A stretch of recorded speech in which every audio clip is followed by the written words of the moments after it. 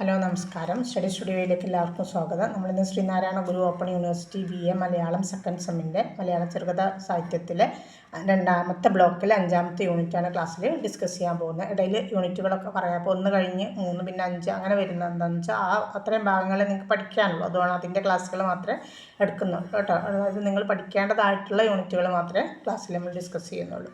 ക്ലാസ്സിലേക്ക് പോകുന്നതിന് മുമ്പ് നിങ്ങൾ എൻ്റെ ഈ ചാനൽ ആദ്യമായിട്ടാണ് കാണുന്നതെങ്കിൽ സബ്സ്ക്രൈബ് ചെയ്യുക, ഷെയർ ചെയ്യുക, നിങ്ങളുടെ കമൻറ്റുകൾ എഴുതി അറിയിക്കുക. ഒപ്പം പെയ്ഡ് നോട്ട്സ് ഉണ്ട്. നോട്ട്സ് ആവശ്യമുള്ളവരുണ്ടെങ്കിൽ വാട്സപ്പിൽ വിശദമായിട്ട് വിവരം തരിക. അപ്പോൾ ഞാൻ നിങ്ങൾക്ക് അതിൻ്റെ ഡീറ്റെയിൽസ് പറഞ്ഞു തരാം.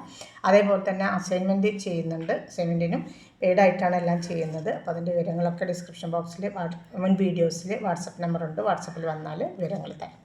ഓക്കെ, ക്ലാസ്സിലേക്ക് പോവാം. അപ്പോൾ 2ാമത്തെ ബ്ലോക്കിൽ 5ാമത്തെ യൂണിറ്റ് മാധവിക്കുട്ടിയുടെ ശർക്കര കൊണ്ടൊരു തുലാഭാരം എന്ന ചെറുകഥയാണ്. അപ്പോൾ നമ്മൾ ആദ്യം മാധവിക്കുട്ടിയെക്കുറിച്ചൊരു വിശദീകരണം നോക്കാം. മലയാളത്തിനൊപ്പം ഇംഗ്ലീഷിലും ധാരാളം എഴുതിയിട്ടുള്ള ആളാണ് മാധവിക്കുട്ടി. ഇംഗ്ലീഷിൽ കമലാദാസ് എന്ന പേരാണ് അവർ രചനകളിൽ സ്വീകരിച്ചിരുന്നത്. മലയാളികൾ സ്നേഹത്തോടെ അവരെ ആമി എന്ന് വിളിക്കുകയും ചെയ്തു.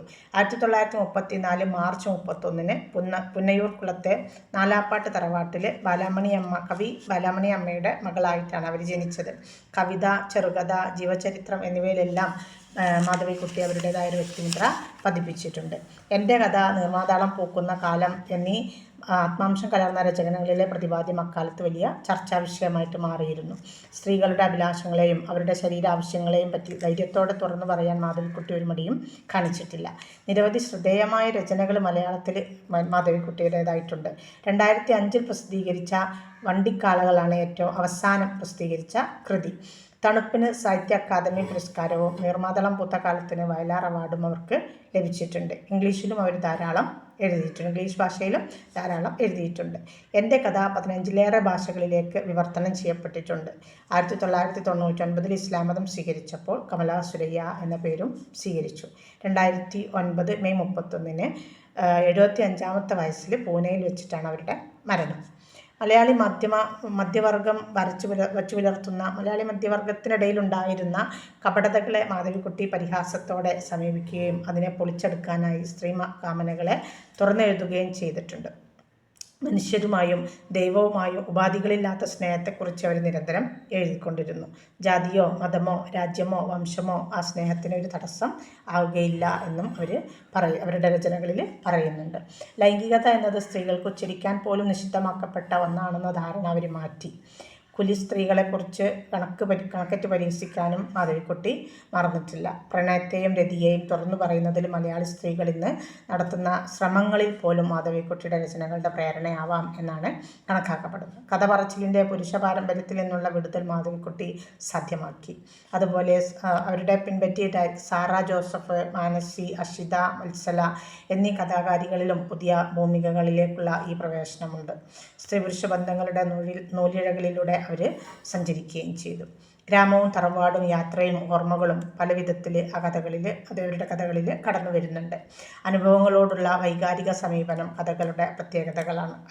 മാധവിക്കുട്ടിയുടെ കഥകളുടെ പ്രത്യേകതകളാണ്. മൗനം മാത്രമുള്ള ദാമ്പത്യവും തൻ്റെ സ്വപ്നങ്ങളിലേക്ക് ദാമ്പത്യത്തിൻ്റെ കെട്ടുപാടിൽ നിന്ന് വിടുതൽ തേടിയുള്ള ഇറങ്ങി നടപ്പും മാധവിക്കുട്ടിയിൽ നമുക്ക് കാണാൻ കഴിയും.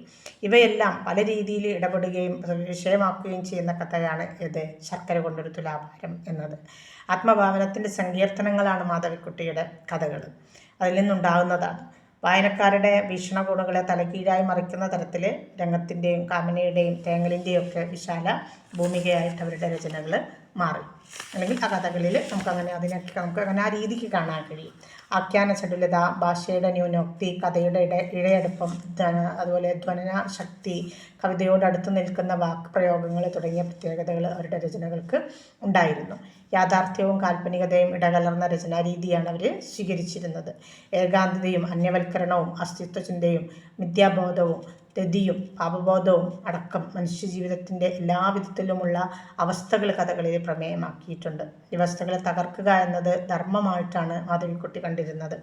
സ്ത്രീത്വത്തിൻ്റെ പലവിധ ആവിഷ്കാരങ്ങളിലൂടെ അതവർ നടപ്പിലാക്കുകയും ചെയ്തു. കുടുംബം, കുലീനത, ലൈംഗികത, ജാതീയത, മതാനുശാസനങ്ങൾ, വ്യത്യസ്തതരം അധികാര സ്ഥാപനങ്ങൾ എന്നിവയെല്ലാം സവിശേഷമായിട്ടാണ് മാധവിക്കുട്ടി സമീപിച്ചിരുന്നത്. ഇനി നമ്മുടെ കഥയിലേക്ക് പോവുകയാണ്. ശർക്കര കൊണ്ട് തുലാഭാരത്തിലേക്ക്. പരീക്ഷാ ഫലം വന്നു കഴിഞ്ഞാലുടൻ അമ്മുവും അയൽക്കാരനായ ബിജുമോനും വിവാഹം ചെയ്യുമെന്ന് തീരുമാനിച്ചു കഴിഞ്ഞിരുന്നു എന്ന് പറഞ്ഞിട്ടാണ് കഥ തുടങ്ങുന്നത്. ഒരുമിച്ച് പഠിച്ച അവർക്കിടയിൽ നല്ല ചേർച്ചയുമുണ്ട്. അങ്ങനെ അതായത് ഇപ്പോൾ രണ്ട് അയൽവാസികളായ അമ്മുവും ബിജുമോനും ആങ്ങളെയും പെങ്ങളുമാണെന്ന് തെറ്റിദ്ധരിക്കുന്ന അത്രയും ചേർച്ച അവർ തമ്മിലുണ്ട്. സിവിൽ സർവീസാണ് അവരുടെ ലക്ഷ്യമെങ്കിലും അത് രണ്ടുപേരുടെയും മോഹമല്ല. ഇവർക്കിടയിലെ അഭിപ്രായ വ്യത്യാസങ്ങളും അമ്മുവിൻ്റെ അനിഷ്ടം പ്രകടിപ്പിക്കലുകളൊക്കെ ഉണ്ട്. സിവിൽ സർവീസ് തോറ്റാൽ താനുമായുള്ള വിവാഹത്തിന് അമ്മു സമ്മതിച്ചേക്കില്ല എന്ന് ബിജുമോനും അറിയാം. ബിജുമോൻ ഫലിതങ്ങൾ പരിഹാസമായി മാറുന്നതിനെ പറ്റി അയാളെ പറഞ്ഞു മനസ്സിലാക്കുകയാണ് അമ്മു. അത് ബിജുമോൻ പല ഫലിതങ്ങളും പറയുന്നുണ്ട്, അതൊക്കെ വെറും പരിഹാസമായി മാറുന്നുണ്ട് എന്ന് അമ്മു ഓർമ്മപ്പെടുത്തുന്നുണ്ട്. അതുപോലെ തന്നെ സ്വന്തം കിടപ്പറയിൽ കുട്ടി ഛർദ്ദിക്കുന്നതും മൂത്രമൊഴിക്കുന്നതും ഇഷ്ടമില്ലാത്ത ബിജുമോൻ കുട്ടികളെ വേണ്ട എന്ന ചിന്താഗതിക്കാരനാണ്. അമ്മു ആട്ടെ കുട്ടികളെ വലിയ ഇഷ്ടമുള്ള ആളുമാണ്. വ്യത്യസ്തതകൾക്കിടയിലും അവർ സ്വന്തം സഹചാരികളെ പോലെ ജീവിച്ചു പോന്നു. ബിജുമോന് മഞ്ഞക്കാമല, അതായത് നമ്മുടെ ഇന്നത്തെ മഞ്ഞപ്പിത്തം എന്ന അസുഖം പിടിപെടുന്നുണ്ട്. അപ്പോൾ രോഗം വരുമെന്ന് പോലും കണക്കാക്കാതെ അമ്മു അയാളെ പരിചരിക്കുന്നുമുണ്ട്. രോഗവിമുക്തനായപ്പോൾ അവരുടെ വിവാഹ നിശ്ചയവും നടന്നു. വിവാഹം നിശ്ചയിച്ച ശേഷം അമ്മുവിൻ്റെ സ്വഭാവത്തിൽ വ്യത്യാസങ്ങൾ ഉണ്ടാവുമെന്ന് ബിജുമോൻ ധരിച്ചെങ്കിലും വ്യത്യാസങ്ങളൊന്നും ഉണ്ടായില്ല. ദുർബലമായ ശരീരപ്രകൃതമാണ് ബിജുമോന് ഉണ്ടായിരുന്നത്. അയാളുടെ രോഗശാന്തിക്ക് വേണ്ടിയിട്ട് അമ്മ ഗുരുവായൂർ അമ്പലത്തിൽ ഒരു ശർക്കര കൊണ്ടൊരു തുലാഭാരം നടത്താമെന്ന് പ്രാർത്ഥിച്ചിരുന്നു. തെറ്റുകൂടാതെ മലയാളം സംസാരിക്കാൻ അറിയാത്ത ബിജുമോനെ ഗുരുവായൂരിൽ കൊണ്ടുപോകേണ്ടതിൻ്റെ ഉത്തരവാദിത്വം ആർക്കായി? അമ്മുവിനായി. അവളുടെ അമ്മാവൻ്റെ വീട് ഗുരുവായൂരാണ്. ആരുടെ? അമ്മുവിൻ്റെ. അമ്മാവൻ്റെ മകനായ അപ്പുവേട്ടനെ തന്നെ കൊണ്ട് വിവാഹം ചെയ്യിപ്പിക്കാൻ അതിയായ താല്പര്യം ഉണ്ട് എന്ന് അച്ഛനോട് അമ്മായി പറയുന്നത് അമ്മു കേട്ടിട്ടുണ്ട്. ആ നഗരത്തിൽ വളർന്ന അവൾക്ക് പരിഷ്കാരിയായ ഒരാൾ വേണമെന്നുണ്ടാകും എന്നാണ് അതിനന്ന് അച്ഛൻ കൊടുത്ത മറുപടി. ബാല്യകാലത്ത് നാടനായി നടന്നിരുന്ന അപ്പുവേട്ടനെ അവൾ പലതവണ കണ്ടിരുന്നു. അപ്പോൾ പിന്നെ അവർ പോവാണ് കേട്ടോ, ട്രെയിൻ കയറിയിട്ട് പോവാണ്. അവരെ കൂട്ടാൻ തൃശ്ശൂർ സ്റ്റേഷനിൽ അപ്പുവേട്ടൻ വന്നിരുന്നു. ബിജുമോൻ എന്ന ആളെ തന്നെ അപ്പുവിന് പിടികിട്ടിയില്ല. ടാക്സി ഡ്രൈവറോട് ഇരുവരുടെയും ആഗമനോദ്ദേശം എല്ലാം അയാൾ വിശദീകരിച്ചു കൊടുത്തു. ഇതുകൂടാതെ കുന്നംകുളത്ത് വെച്ച് നെല്ലിൻ്റെ വിത്ത് വാങ്ങാൻ വേണ്ടിയിട്ട് കാർ നിർത്തി അതിന് അയാൾ അപ്പു പോകുന്നുണ്ട്. പിന്നെ അതൊന്നും ആർക്കും ഇഷ്ടപ്പെടുന്നില്ല, ബിജുമോൻ ഇഷ്ടപ്പെടുന്നില്ല. ഒന്നും പിടിച്ചില്ല. അതിനിടയിലാണ് അദ്ദേഹം ഇവരെ കുട്ടികൾ എന്ന് അഭിസംബോധന ചെയ്തത്. അതോടെയായപ്പോൾ തൻ്റെ ആ ഇഷ്ടമില്ലായ്മ മുഖത്ത് പ്രകടിപ്പിക്കാനും ആരും മറന്നില്ല, ബിജുമോന് മറന്നില്ല. അവരെ ഏതോ ഹിന്ദി സിനിമയിലെ നടന്മാരാണ് തെറ്റിദ്ധരിച്ച് കാർ കുന്നംകുളത്ത് നിർത്തിയപ്പം കുറേ ആളുകൾ കാറിനടുത്ത് വന്നിട്ട് അവരെ കാണാൻ വേണ്ടിയുള്ള ശ്രമങ്ങളും നടത്തിയിട്ടുണ്ട്. ഇദ്ദേഹം ടാറ്റ കമ്പനിയിൽ ജോലി ചെയ്തുകൊണ്ടിരിക്കുകയായിരുന്നു. ടാറ്റയിലെ ജോലി ഉപേക്ഷിച്ച് അപ്പോൾ എന്ത് ശ്രമിച്ചു? അമ്മയെ പരിചരിക്കാനായി നാട്ടിൽ കൂടി. കൃഷിയും അതുപോലെ അതുമായി ബന്ധപ്പെട്ട കാര്യങ്ങളൊക്കെ ആയിട്ട് അദ്ദേഹത്തിന് നേരം പോയി. ഇതുവരെ ആയിട്ട് എന്ത് ചെയ്തിട്ടില്ല. ഇവർ അമ്മായി വീട്ടിലെത്തിയപ്പോൾ അമ്മായി ഇവരെ കാണണം. അമ്മായി കാണുമ്പോൾ അമ്മായി ആദ്യം കണ്ണീരൊഴുക്കനുണ്ട്. എന്നിട്ട് പറഞ്ഞു, നല്ല ചേർച്ചയുണ്ട്, രണ്ടാളും നല്ല ചേർച്ചയുണ്ട് എന്ന് പറഞ്ഞു. അമ്മുവിന് കിടക്കാൻ തെക്കേ അറയും ബിജുമോന് പത്തായപ്പുരയും സജ്ജമാക്കിയിരുന്നു. അതേസമയം ആവലാദികൾ പറഞ്ഞു വരുന്നവരെ തിരിച്ചയക്കാതിരിക്കാൻ വേണ്ടിയിട്ട് അപ്പുവും അവിടെ തന്നെ കിടന്നു. എവിടെ? പത്തായപ്പുരയിൽ തന്നെ കിടന്നു. അങ്ങനെയാണ് ഈ അവലാതി പറയുന്നതെന്ന് നോക്കുക. നാട്ടിലെ ആർക്കെങ്കിലും അസുഖം, മരണം, അല്ലെങ്കിൽ പശുവിൻ്റെ പ്രസവം തുടങ്ങി ഏത് കാര്യത്തിനും ഏത് സമയത്തും അപ്പുവാണ് സഹായത്തിനുണ്ടാവുക. ഇപ്പം മരിക്കേണ്ടവരാണെങ്കിൽ അവരിൽ ചിലർ അപ്പുവിനെ മകനായി കണ്ട് അല്ലെങ്കിൽ സ്വന്തം മോനായി കണ്ടിട്ടാണൊക്കെ മരിക്കുക. അതായത് അതിവിടെ സൂചിപ്പിക്കുന്നതെന്ന് വെച്ചാൽ ഇന്ന് മക്കളൊക്കെ വിദേശത്തായിട്ട് ഒറ്റപ്പെടുന്നൊരവസ്ഥ ഉണ്ടല്ലോ. അപ്പോൾ മക്കളെ കാണാൻ ആഗ്രഹിക്കുന്ന മാതാപിതാക്കളുണ്ടാവും. അവർക്ക് പലപ്പോഴും ആരൊരു മകനായിട്ട് എത്താറുണ്ട്. അപ്പു മരണസമയത്ത് ഒരു മകനായിട്ട് എത്താറുണ്ട്. അപ്പോൾ മരിക്കുന്ന സമയത്ത് പലരും അപ്പുവിനെ ആരായിട്ടും കാണാറുണ്ട്. മകനാണ് തെറ്റിദ്ധരിച്ച് അസന്തോഷത്തോട് കൂടിയിട്ട് മരിക്കുന്ന ആളുകളും ഉണ്ട്. അമ്മുവും ബിജുമോനും രാവിലെ എന്ത് ചെയ്തു? അപ്പുവിൻ്റെ നെൽപ്പാടങ്ങൾ കാണാൻ വേണ്ടി ഇറങ്ങി തിരിച്ചിട്ടുണ്ട്. അപ്പോൾ അവിടെ നല്ല ദുർഗന്ധമുണ്ട്. പക്ഷേ ബിജുമോൻ അതൊന്നും എന്ത് ചെയ്യുന്നില്ല, പിടിക്കണില്ല. എന്നാൽ അതൊന്നും മൈൻഡാക്കാതെ ആര് നടക്കുന്നുണ്ട്? അമ്മു നടക്കുന്നുണ്ട്. അപ്പോൾ അതിൻ്റെ ഇടയിൽ അപ്പു പറയാണ്, വീട്ടിൽ അമ്മയുടെ മരുന്നൊഴിച്ച്, അമ്മ കുടിക്കാനുള്ള മരുന്നൊഴിച്ച് വീട്ടിലെ ആവശ്യത്തിനുള്ള എല്ലാ ഭക്ഷണവും ഇവിടെ കൃഷി ചെയ്തുണ്ടാക്കുന്നതാണ്. അതാണ് അവിടെ പറയുന്നത്.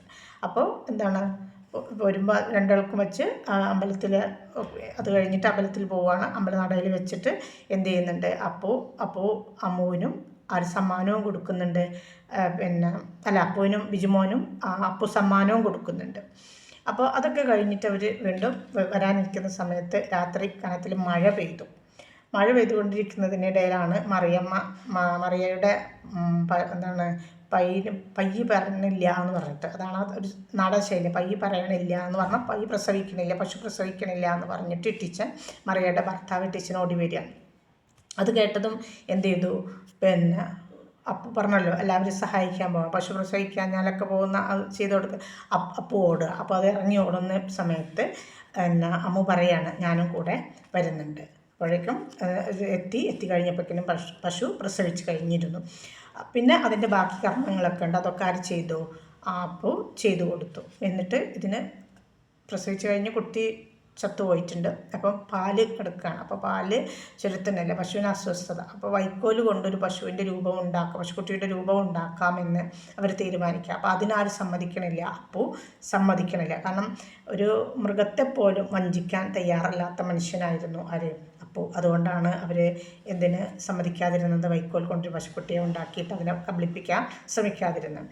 എന്നിട്ട് ഇങ്ങനെ പിന്നെ അവർ രണ്ടുപേരും ഇങ്ങനെ ഓരോന്ന് പറഞ്ഞ് അപ്പുവിനോട് തനിക്ക് എന്തൊക്കെയോ പറയണമെന്നുണ്ട് ആരുടെ മനസ്സിൽ, അമ്മുവിൻ്റെ മനസ്സിൽ. പക്ഷേ എന്ത് ചെയ്യുന്നില്ല, നാവ് ചലിക്കുന്നില്ല. പിറ്റേന്ന് എണീറ്റപ്പോൾ ബിജുവേട്ടൻ്റെ മുഖത്ത് ഗൗരവമാണ്. കാരണം എന്താണ്, രാത്രിയിൽ ഇവർ അപ്പുവിൻ്റെ കൂടെ പോയില്ലേ, കൈപിടിച്ച് പോയില്ലേ, അത് ഇഷ്ടപ്പെടാത്തതുകൊണ്ടായിരിക്കാം ഒരു ഗൗരവം ബിജുമോൻ്റെ മുഖത്ത് കാണാണ്ട്. അമ്മുവിന് നീന്താൻ അറിയാം. അമ്മു എന്ത് ചെയ്യുന്നു, രാവിലെ നീന്താൻ ഇറങ്ങി. കല്യാണം ഉറപ്പിച്ച സമയത്ത് അപ്പോൾ അത്താഴപ്പട്ടിണി കിടന്ന കാര്യം ഭാർഗവി അമ്മ അതിനിടെ വെളിപ്പെടുത്തുകയും ചെയ്തു. ആരുടെ കല്യാണം, നമ്മുടെ അമ്മുവിൻ്റെ കല്യാണം ഉറപ്പിച്ച സമയത്ത്. ഇട്ടിച്ചിൻ്റെ പശുക്കിടാവ് ചത്തപ്പോൾ വൈക്കോൽ കൊണ്ട് നമ്മൾ പറഞ്ഞല്ലോ, ഒരു പശുക്കിടാവിനെ ഉണ്ടാക്കാൻ പോലും സമ്മതിക്കാത്ത ആ ഒരു എന്താ പറയുക നേർക്കാഴ്ച, അത് നേരിട്ട് കണ്ടതാണ്, അമ്മു കണ്ടതുമാണ്. അത് അമ്മുവിൻ്റെ മനസ്സിലിങ്ങനെ അലയടിക്കുകയാണ്. അമ്മു വിചാരിക്കുകയാണ് എന്ത്, ഇങ്ങനെ ഒരു മൃഗത്തെപ്പോലും വഞ്ചിക്കാൻ തയ്യാറില്ലാത്ത അപ്പുവിനെ കണ്ണിക്ക് അതായത് അതിന് പോലും തയ്യാറില്ലാത്ത പിന്നെ അപ്പുവേട്ടനെ ഇട്ടിട്ട് ഞാൻ മടങ്ങുന്നില്ല എന്ന് അമ്മു പറയുകയാണ് ബിജുമോനോട്. അവിടെയാണ് കഥ അവസാനിക്കുന്നത് കേട്ടോ. ഇനി അതിൻ്റെ ഒരു അവലോകനം പറയാം നമുക്ക്. ചെറുകഥയുടെ ശില്പസവിശേഷതകൾ ഉള്ളടങ്ങിയ കഥയാണ് ശർക്കര കൊണ്ടൊരു തുലാഭാരം എന്ന് പറയുന്നത്. അതിൽ കുറച്ച് കഥാപാത്രങ്ങളേ ഉള്ളൂ, പക്ഷെ അവരെ ചുറ്റി ഒരുപാട് നേരായ ആഖ്യാനങ്ങൾ ആ കഥയിലൂടെ വരുന്നുണ്ട്. കലർപ്പുകളില്ലാത്ത സ്നേഹത്തിലൂടെ, അതായത് ആ സ്നേഹം പ്രകടിപ്പിക്കുകയാണ് കഥയിലൂടെ ആര് ചെയ്യുന്നത്, മാധവിക്കുട്ടി ചെയ്യുന്നത്. പുതിയ കാലത്ത് ഏറെ വായനാ സാധ്യതകൾ ഈ കഥ തുറന്നു കാട്ടുന്നുണ്ട്. പ്രായമായവരും രോഗികളുമായ മാതാപിതാക്കളെയൊക്കെ നാട്ടിൽ നിർത്തിയിട്ട് വിദേശത്ത് കഴിഞ്ഞുകൂടുന്ന മക്കളെ കേരളത്തിലെ വർത്തമാനകാല സാമൂഹിക ജീവിതത്തിൻ്റെ വലിയ ചർച്ചയാകുന്നൊരിടത്ത് അത്തരം ഒരാവശ്യത്തിന് വേണ്ടിയിട്ട് സ്വന്തം നല്ല കമ്പനിയിൽ ജോലി ഉപേക്ഷിച്ച് തിരിച്ചു പോരുന്ന ഒരാളെയാണ് ഇവിടെ ചിത്രീകരിക്കുന്നത്. അപ്പോൾ അതതിനെ പരിഹസിക്കുകയാണ്.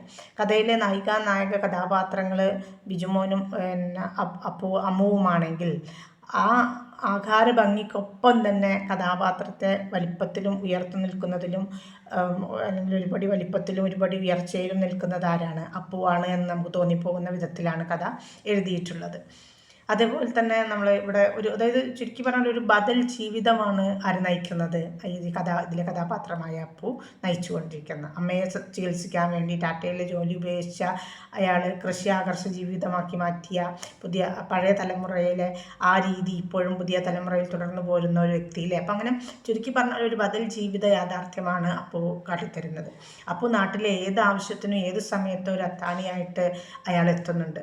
വീട്ടിൽ ജോലിക്കാരുടെ എണ്ണം അധികമാണെന്ന് മനസ്സിലാക്കിയപ്പോഴും അവരുടെ അവർക്ക് കഞ്ഞി കുടിക്കാനുള്ളൊരു വകാതാണ് എന്ന് മനസ്സിലാക്കിക്കൊണ്ട് തന്നെ അവരുടെ ജോലിയിൽ നിന്നൊന്നും ആരും പിരിച്ചുവിട്ടിട്ടില്ല, അപ്പോൾ പിരിച്ചുവിട്ടിട്ടില്ല. അപ്പോൾ അവർക്കും ജീവിക്കാനുള്ളത് കിട്ടട്ടെ എന്ന ഒരു ഉദ്ദേശം കൊണ്ടാണ് അങ്ങനെ ചെയ്തിട്ടുള്ളത്. അതുപോലെ തന്നെ വിവാഹം നിശ്ചയിച്ചെത്തിയ അമ്മുവിനെയും ബിജുമോനെയും മുമ്പേ വിവാഹം ആഗ്രഹിച്ചിരുന്നു എന്ന് പറയുമ്പോഴും വളരെ സ്വാഭാവികമായിട്ടാണ് അപ്പോൾ അവരെയൊക്കെ സ്വീകരിക്കുന്നത്. അപ്പോൾ ഒരു മൃഗത്തെ പോലും വഞ്ചിക്കാനാവാത്ത അപ്പുവിനോട് എന്താ പറയുക, ആ നാട്ടിന് മുഴുവൻ ബഹുമാനമാണ് ഉള്ളത് എന്നൊക്കെയാണ് കഥയിലൂടെ വിവരിച്ചു തരുന്നത്. അമ്മു ഈ വ്യക്തിത്വവും സ്വന്തമായ അഭിപ്രായങ്ങളും ഉള്ള ഒരു കഥാപാത്രമാണ്. ബിജുമോൻ്റെ പെരുമാറ്റത്തിലെ പോരായ്മകൾ അവർ തുറന്ന് പറയുന്നുണ്ട്. അതിനോടൊക്കെ അമ്മ വിയോജിക്കുന്നുണ്ട്. അതൊക്കെ ബിജുമോനെ വ്യക്തമാക്കി മനസ്സിലാക്കി കൊടുക്കുന്നുണ്ട്. ഇംഗ്ലീഷ് നന്നായിട്ട് അറിയാമെങ്കിലും മലയാളം വായിക്കാൻ അറിയാത്ത പിന്നെ ബിജുമോനെ അവൾ പരിഹസിക്കുന്നുണ്ട്. എങ്ങനെയാണ് ഇംഗ്ലീഷ് സംസാരിക്കുമ്പോൾ അതിൽ വാക്കുകളിൽ പിഴവ് വരുമ്പോൾ കളിയാക്കുന്നുണ്ട് ബിജുമോന്. അപ്പോൾ ബിജുമോനോട് അമ്മ പറയുന്നുണ്ട്, മലയാള ഉച്ചാരണവും മറ്റും മെച്ചമല്ലാത്ത താങ്കൾ ഇത് പരിഹസിക്കാൻ അർഹനല്ല എന്ന രീതിയിൽ അമ്മ സംസാരിക്കുന്നുണ്ട്. അപ്പോൾ അതൊക്കെ വളരെ വ്യക്തമായിട്ട് നമ്മുടെ സമൂഹത്തിൽ നടന്നുകൊണ്ടിരിക്കുന്ന കാര്യങ്ങൾ എങ്ങനെ വർണ്ണിച്ച് പോരുകയാണ് ചെയ്യുന്നത്. അതുപോലെ തന്നെ ചെറിയ സൂചനകളിൽ പ്രത്യക്ഷപ്പെടുന്ന കഥയിലെ മറ്റു കഥാപാത്രങ്ങൾ, വേറെ കുറേ കഥാപാത്രങ്ങൾ വരുന്നുണ്ടല്ലോ. അമ്മുവിൻ്റെ അമ്മ, അമ്മുവിൻ്റെ അച്ഛൻ, അപ്പുവിൻ്റെ അമ്മ, അല്ലെ, അതൊക്കെ ചെറിയ ഓരോ റോളുകളായിട്ട് വരുന്നതാണെങ്കിലും പ്രമേയത്തിൽ നിർണായകമായ സ്ഥാനമാണ് അവർക്കൊക്കെ ഉള്ളൂ. ഇപ്പോൾ അമ്മായി എന്ന് പറഞ്ഞില്ലേ, അമ്മായിയും ഭാർഗവി അമ്മ, പിന്നെ എട്ടിയച്ഛന്, മറിയ, അല്ലേ, ഇതൊക്കെ ഇങ്ങനെ പേരിന് മാത്രമുള്ളവരാണെങ്കിലും കഥയിൽ അവർക്ക് വലിയ സ്വാധീനമുണ്ട്. നേർരേഖയിലുള്ള ആഖ്യാനവും സ്വാഭാവികമായ ഭാഷാപ്രയോഗങ്ങളും വായനയെ കൂടുതൽ സഹായിക്കുന്ന ഘടകങ്ങളായിട്ടാണ് ഇതിൽ നമുക്ക് കാണാൻ കഴിയുന്നത്. ബോംബെ നഗരത്തിലെ പരിഷ്കാര ജീവിതവും ഗുരുവായൂരിലെ നാടൻ ജീവിതവും തനിമയോടെ കഥ അവതരിപ്പിക്കുന്നുണ്ട്. മലയാളി ഗ്രാമത്തിൽ നിന്ന് നഗരങ്ങളിലേക്കും കേരളത്തിന് പുറത്തേക്കും കുടിയേറാൻ വെമ്പുന്ന കാലത്ത് പൊതു സ്വഭാവത്തിൻ്റെ നേർവിപരീതമായി ഈ കഥയും കഥാപാത്രങ്ങളും നിലകൊള്ളുകയാണ്. ഇതാണ് ഇതിൽ നമ്മളോട് ഏറ്റവും കൂടുതൽ നമ്മളോട് ചോദിക്കുക, ആ രണ്ട് പുരുഷന്മാരുടെ പെരുമാറ്റങ്ങൾ, അവരുടെ സ്വഭാവത്തെ താരതമ്യം ചെയ്ത് എഴുതാൻ. ഒരാൾ നഗരജീവിതത്തിൻ്റെ പ്രതിനിധിയാണെങ്കിൽ ഒരാൾ നാട്ടിൻപുറത്തെ ഗ്രാമജീവിതത്തിൻ്റെ പ്രതിനിധിയാണ്, അല്ലേ. രണ്ട് സ്വഭാവക്കാരാണ്. അവരുടെ സ്വഭാവങ്ങളെ താരതമ്യം ചെയ്ത് എഴുതാനാണ് ഈ ഒരു കഥയിൽ നിന്ന് നമ്മളോട് ചോദിക്കാൻ സാധ്യത കൂടുതലുള്ളത്. ഓക്കെ, ഇത്രയാണ് യൂണിറ്റ്. അപ്പോൾ അതോടുകൂടി സെക്കൻഡ് ബ്ലോക്ക് അവസാനിച്ചു. സെക്കൻഡ് ബ്ലോക്കിൽ ഇത്രയും പഠിക്കാനുള്ളൂ കേട്ടോ. ഓക്കെ.